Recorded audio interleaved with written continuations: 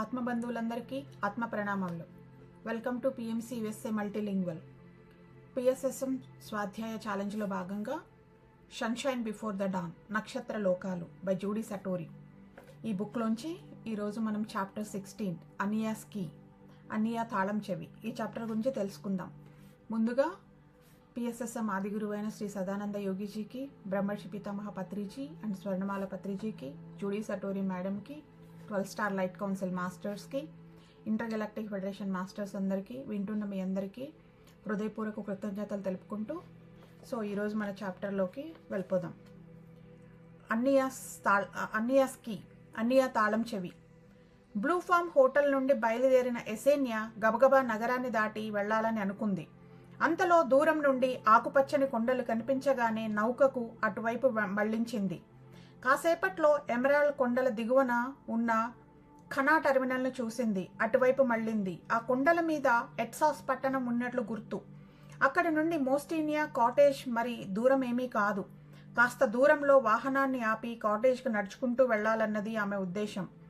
Cottage సమీపించే కొద్దీ ఎసేన్యాలో వేగిరపాటు ఎక్కువ అయింది. ఎట్సాస్ను సమీపించింది. క్రిస్టలైర్ బ్లూ రాతి కట్టడాలు ఊదారంగు కాంతిలో మెరుస్తున్నాయి. ప్రజలు కొందరు ఖనా వైపు నడుస్తున్నారు. ఆహ్లాదకరమైన ఉదయం. మోస్టీనియా గురించి దిగులు మనసులో లేకపోతే ఈ ప్రయాణాన్ని ఎంతో ఆస్వాదించి ఉండేది. క్రింద ఓ నది సిల్వర్ రిబ్బన్లా మెలికలు తిరిగి కనిపిస్తూ ఉంది. ఇంతలో ఆ నదికి ఓ ఉపనది కనిపించింది. అది కుడివైపు తిరిగి కొండల మీదుగా ప్రవహిస్తూ ఉంది. తన రవాణా నౌకను అటువైపు నడిపించింది. ఆ నదికి రెండు వైపులా ఉన్న ఇళ్లను పరిశీలించింది. మరికాస్త ముందుకు నడిచింది. ఓ చిన్న రాతి కట్టడం అక్కడి ల్యాండ్స్కేప్లో కలిసిపోయి కనిపించింది. ఎవరైనా ఉన్నారేమో అని ఆ ఇంటి చుట్టూ ఓసారి వాహనాన్ని చక్కర్లు కొట్టించింది. ఆ ఇంటికి దగ్గరలో 2 రవాణా నౌకలు నిలిపి ఉండడం చూసింది. ఎవరూ కనిపించలేదు. కాస్త దూరంలో గడ్డి మీద వాహనాన్ని దింపింది. అక్కడి నుండి ఇంటికి నడవాలంటే చాలా దూరం ఉంది. కానీ ఎసేన్యా రిస్క్ తీసుకోదలుచుకోలేదు. అది 2వ డెకాన్లో సగం గడిచిన సమయం. 3వ డెకాన్లో సిటీలో కాంతి డిమ్గా ఉంటుంది. కాటేజ్కు వెళ్లడానికి అదే సరైన సమయం. కాబట్టి తాను కాసేపు నౌకలోనే కునుకు తీద్దామనుకుంది. ఎన్నో గంటలు గడిచాక ఎసేన్యా మేల్కొంది. 3వ డెకాన్ అప్పుడే మొదలైంది. లేచి కాస్త ఆహారం తీసుకుంది. ధ్యానం చేద్దామని కూర్చుంది. మెడలోని తాళం చెవిని చేతిలోనికి తీసుకుని వేళ్లతో రుద్దింది.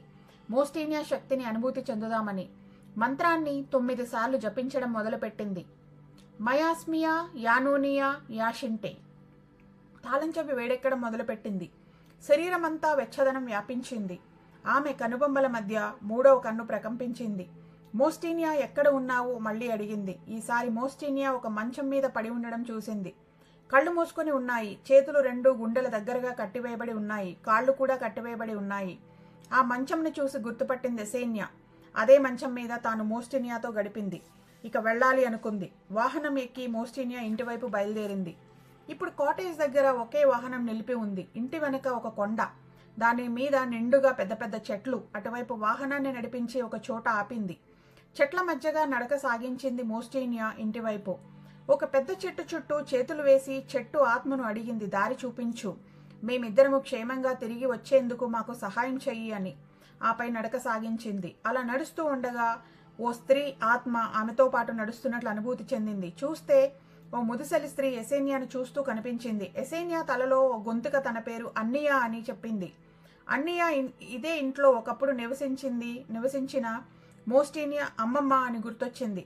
రా తల్లి, నేను నీకు దారి చూపిస్తాను అంది ఆ గొంతు.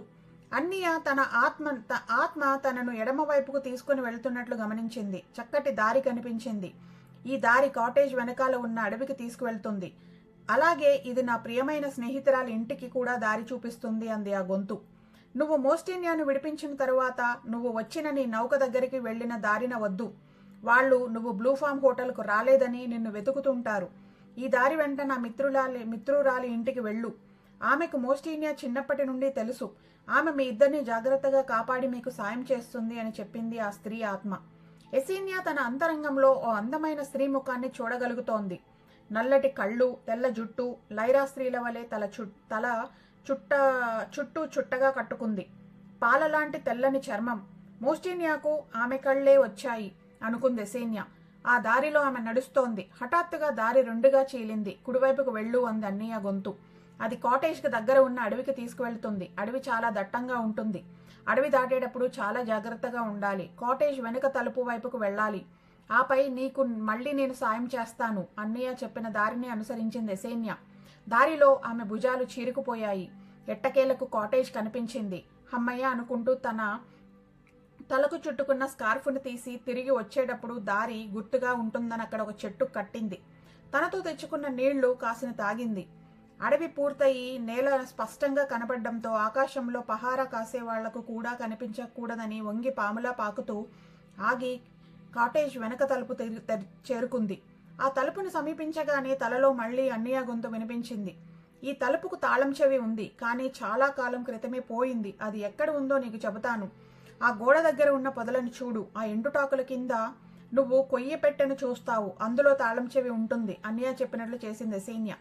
ఆ ఎండుటాకుల క్రింద ఒక కొయ్య పెట్టె, అందులో పెద్ద వెండి తాళం చెవి. ఎందుకైనా మంచిదని తన నడుము కట్టుకున్న బ్యాగులోంచి 2 మూలికా గుళికలు విసరడానికి తీసి పెట్టుకుంది. వెండి తాళం చెవిలో కాటేజ్ వెనక తలుపు తాళం తెరిచింది. చాలా నిశ్శబ్దంగా లోపలికి తొంగి చూసింది. అది వంటగది తలుపు.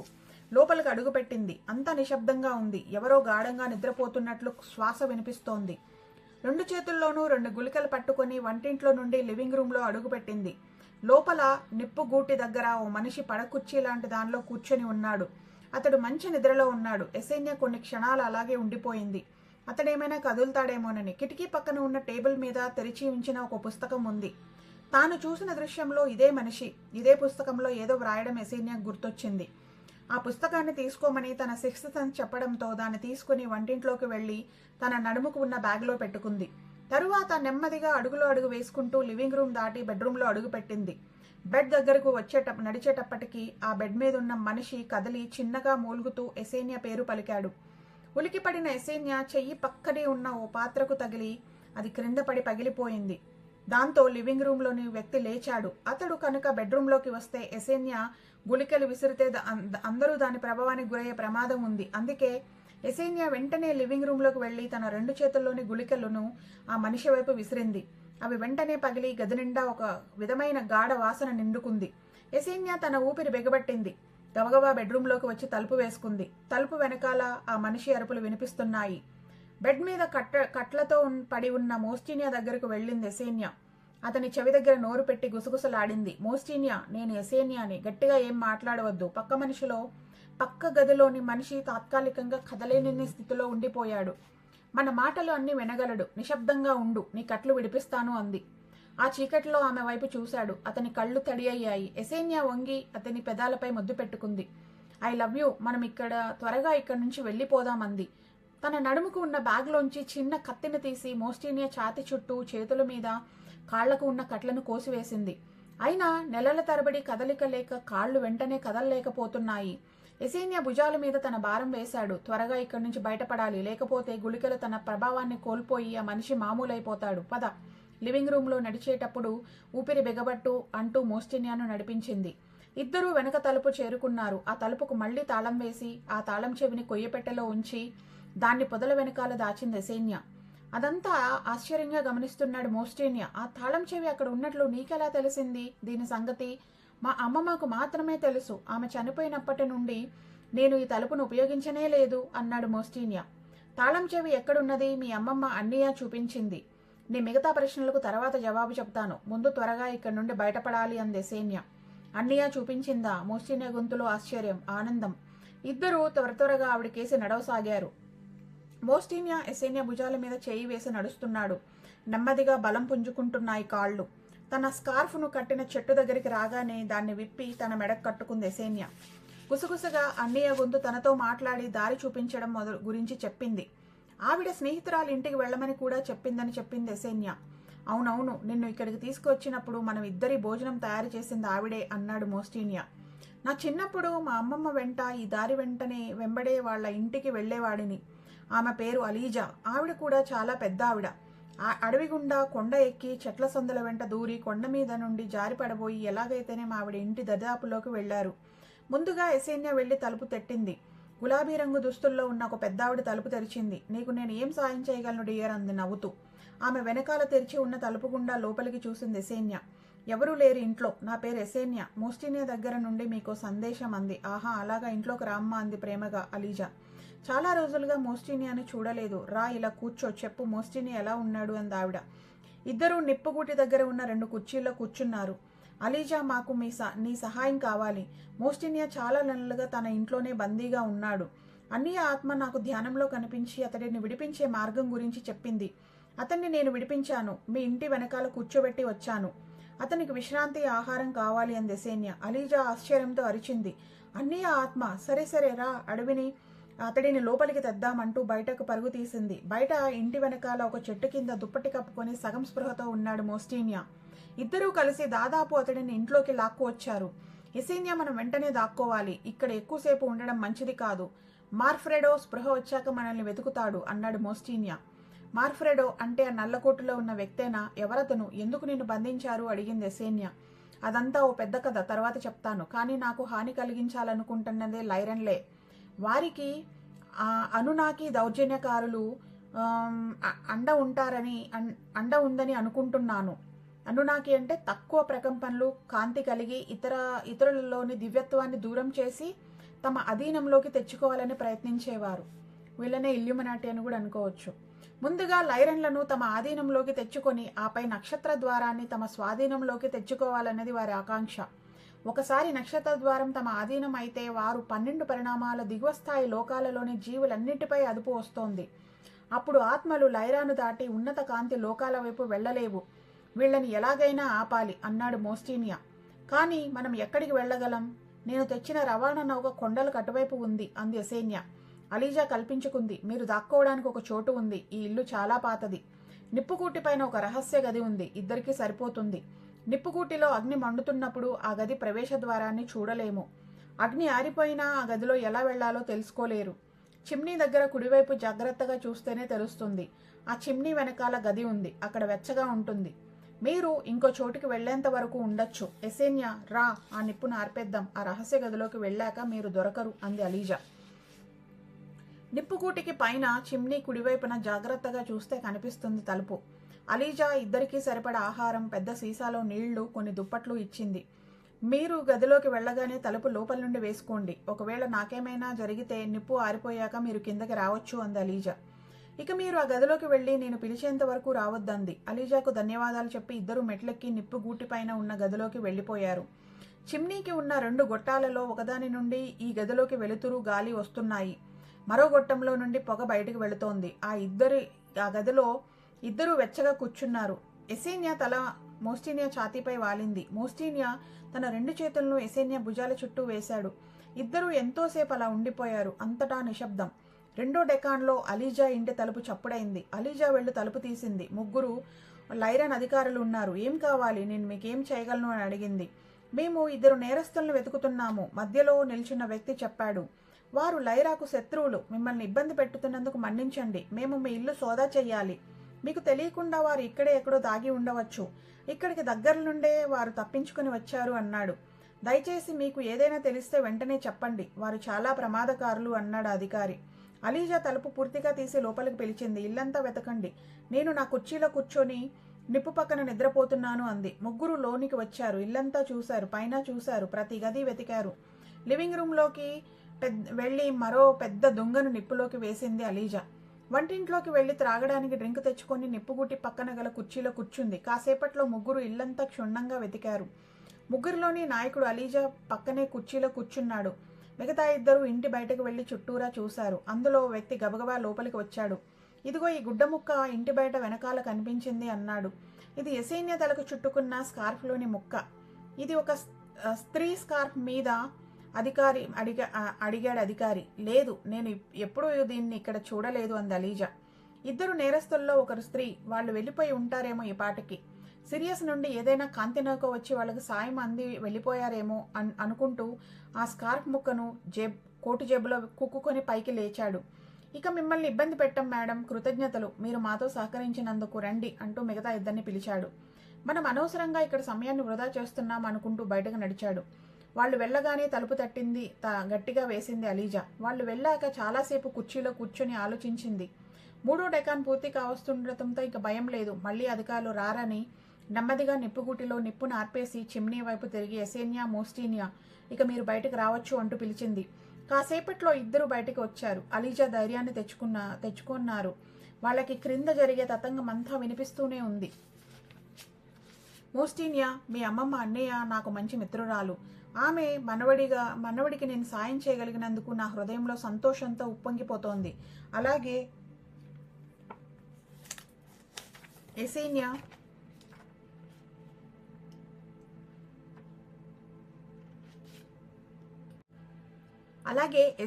కూడా. వీరిద్దరి మధ్య ప్రేమ, అనుబంధం ఉన్నాయన్నది మీ శక్తి ద్వారా పసిగట్టాను. ఇక మీరిద్దరూ క్షేమంగా మరో చోటికి వెళ్ళాలి. లైరాలోని కొన్ని ఆత్మలు శాంతి, ప్రేమలకు విరుద్ధంగా ఆధిపత్యాన్ని, స్వార్థాన్ని కోరుకుంటున్నాయి. నా అభిప్రాయం వినండి. 3 రోజుల్లో నేను మిమ్మల్ని ఎట్సాస్కు టౌన్కు తీసుకువెళతాను. నా దగ్గర ఒక పాత రవాణా నౌక ఉన్నది. మీరిద్దరూ నా కొడుకు, కోడలు నన్ను టౌన్లోని ఒక మిత్రుని దగ్గరకు తీసుకువెళ్తున్నారు. అలా మీరు నటించాలి. నాకు నిజంగానే అక్కడ ఒక మిత్రుడు ఉన్నాడు. అతని పేరు జోనాస్. అతను ఒకప్పుడు లైరా కౌన్సిల్కు చెందిన సెక్యూరిటీలో పనిచేశాడు. మీరిద్దరూ ఇక్కడ నుండి తప్పించుకోవడానికి అతడు సాయపడగలడు అనిపిస్తోంది అంది అలీజా. అలీజా, నిజంగా ఇది మంచి ప్రణాళిక. జోనాస్ నాకు కూడా తెలుసు. అమ్మమ్మతో చిన్నప్పుడు వాళ్ళ ఇంటికి కూడా వెళ్ళాను. అతనికి లైరాలో ఏమి జరుగుతోంది ఇంకా బాగా తెలుస్తుంది అన్నాడు మోస్టీనియా. ఇక నేను వెళ్ళి కాసేపు పడుకుంటాను. మీరిద్దరు ఇక్కడ నిప్పుగూటి దగ్గర కూర్చోండి అంటూ పైకి వెళ్ళిపోయింది అలీజా. ఎసీనియా వంటింట్లోకి వెళ్లి వేడి పానీయాన్ని తయారు చేసి ఇద్దరికి తీసుకొచ్చింది. మోస్టీనియా, రహస్య గదిలో ఏమీ మాట్లాడుకోలేకపోయాము కదా, ఏం జరిగిందో విను. నేను భూమి మీద అట్లాంటిస్లో ఉండగా నీ నుంచి లెటర్ తీసుకుని క్యాప్రిసియో నన్ను కలిశాడు. ఆ లెటర్లో నువ్వు చెప్పినట్లుగా నేను మూకు వెళ్ళాను. నువ్వు గీసిన మ్యాప్ ఆధారంగా నేను మూలోని పవిత్ర ప్రదేశమైన వంటారాకి వెళ్ళాను. వంటారా 2 దీవుల కలయిక. ఉత్తరాన ఒకటి, దక్షిణాన మరొకటి. అవి 2 12 పరిణామాల శక్తులను కలిగి ఉండి ఇంకా ఆవల ఉన్నత తలాల స్వర్గలోకాల కాంతితో అనుసంధానమై ఉన్నాయి. వాసులకు ఈ ప్రదేశం ఒక అత్యున్నత బోధనాలయంగా, అత్యున్నత ఆధ్యాత్మిక అవగాహనలకు ఆలవాలంగా ఉంటోంది. అక్కడికి వెళ్ళాక నువ్వు ఇచ్చిన తాళం చెవి ఆధారంగా అది నన్ను నడిపించిన వైపుకు నడిచాను. తాళం చెవి నిజంగా నాతో మాట్లాడింది. నేను ఎక్కడికి వెళ్లాలో, ఎలా వెళ్లాలో ఆ తాళం చెవి నాకు తోవ చూపింది. అలా నేను తాళం చెవి చూపించిన దారి వెంట నడిచి ఒక ఇసుక తీరానికి చేరాను. అక్కడ ఆల్డిబ్రాన్ నుండి వచ్చిన ఒక యువకుడు చేతిలో శంఖంతో ప్రత్యక్షమయ్యాడు. అతడు కూడా ఈ తాళం చెవి గురించి చెప్పాడు. ఇది ఓ నిజమైన తలుపుకు తాళం చెవి అని, అంతేకాకుండా ఇది నా ఆత్మలో నిద్రాణమై ఉన్న జ్ఞానాన్ని కూడా తెరుస్తుందని, భూమి ఉన్నత చైతన్యం వైపు అధిరోహించినప్పుడు ఈ జ్ఞానం మరింత ఉత్తేజితమవుతోందని చెప్పాడు. ఓ మంత్రాన్ని కూడా నేర్పాడు. ఈ తాళం చెవిని కుడి అరిచేతిలో పెట్టుకొని ఆ మంత్రాన్ని 3 సార్లు జపిస్తే ఆ తాళం చెవి వేడెక్కి ఆ వేడి నా ఒళ్లంతా ప్రాకి నా 3వ కన్ను తెరుచుకుంటుంది. అప్పుడు నేను దృశ్యాలను చూడగలుగుతాను. అలా ఒక దృశ్యంలో నేను అదే బీచ్ని చూశాను. అది కాస్త చిన్నది. అవే రాతి శిఖరాలు ఉన్నాయి పక్కన. బీచ్లో ఎందరో నీళ్లతో తడుస్తూ, ఆడుకుంటూ, నవ్వుకుంటూ ఉన్నారు. ఆ ప్రదేశమంతా అందమైన కాంతి ఉంది. అది ఎంత అద్భుతంగా ఉందో చెప్పలేను. దృశ్యం అదృశ్యమయ్యాక నేను కళ్ళు తెరిచి చూస్తే ఆల్డిబ్రాన్ నుండి వచ్చిన యువకుడు ఒక కాంతి కిరణం గుండా పైకి వెళుతున్నాడు. అతనికి పైన ఒక నక్షత్ర నౌక నిలిచి ఉంది. అది గెలాక్టిక్ ఫెడరేషన్ నక్షత్ర నౌకలా లేదు. ఇంకా చాలా చిన్నది. కాంతితో చేశారా అన్నట్లు ఉంది. ఆ యువకుడు అనేక పరిమాణాల్లో వెళ్ళమనగానే అది మినుకుమంటూ 2 సార్లు వెలిగి అదృశ్యమైంది. నేను వంటారాకు తిరిగి రాగానే క్యాప్రిసియో అరెస్ట్ అయినట్టు విన్నాను. వంటారాకు రావడానికి అనుమతి పత్రాన్ని దొంగిలిస్తూ పట్టుబడ్డాడట. నేను తిరిగి సిరియస్కు వచ్చాక కౌన్సిల్ సమావేశంలో ఉండగా క్యాప్రిసియో వచ్చాడు. మళ్ళీ నేనుండి కౌన్సిల్కి సమాచారం తెచ్చానని, మింటకాలోని కాంతి ప్రభువులు సిరియస్కు వెళ్లి లైరాలోని తిరుగుబాటు గురించి సిరియస్ను హెచ్చరించనున్నారని చెప్పాడు. సిరియస్ నుండి ఒక దళాన్ని లైరాకు పంపమని, అక్కడ రహస్య పరిశోధన చెయ్యమని చెప్పాడు. అలాగేనని సిరియస్ ఒక దళాన్ని రహస్యంగా లైరాకు పంపింది. కానీ వాళ్ళకి ఏమీ లభించలేదు. తిరిగి వచ్చారు. సిరియన్ కౌన్సిల్ భూమి కోసం మనం తలపెట్టిన నూతన మానవ సృష్టిని వేగవంతం చేయమని కోరింది. వారు నన్ను, మా నాన్నను, మరో 2 మింటకాకు పంపారు. ఆ చిట్ట చివరి శక్తి అల్లికల ద్వారా కొత్త మానవ జీవిత ప్రకాశాన్ని వెలిగించమని కోరారు. ఇదంతా సరిగ్గా తయారైంది. 8 ఆడ 8 మగ రూపాలు సృష్టించబడ్డాయి. వారు విశ్రాంతిగా ఉండి భూమికి వెళ్ళడానికి తయారవుతున్నారు. ఈ కొత్త జీవులు భౌతిక రూపాలలోకి సాక్షాత్తు ఎలోహిం యొక్క ఆత్మలు దిగి వచ్చినాయి. వారు వారి పిల్లలు యుగాలుగా భగవంతుడి సృష్టిలో భాగంగా ఉంటూ సరి అయిన సమయంలో ఈ కొత్త సృష్టి యొక్క జన్యు ప్రణాళిక భూమి మీద ప్రతి ఒక్కరిలోనే అమరిపోతుంది. 4 మహాయుగాల కాలపరిమితిలో భూమి ఉన్నత చైతన్యంలోకి, ఉన్నత ప్రకంపనలోకి ఎదిగినప్పుడు భూమి మీద ఉన్న మానవులు కూడా ఎదుగుతారు. వారిలోని జీవస్ఫులింగం అది భగవంతుడి కూడా అప్పుడు కూడా ఉత్తేజితం అవుతుంది. మోస్టేనియా శ్వాస స్తంభించిపోయింది.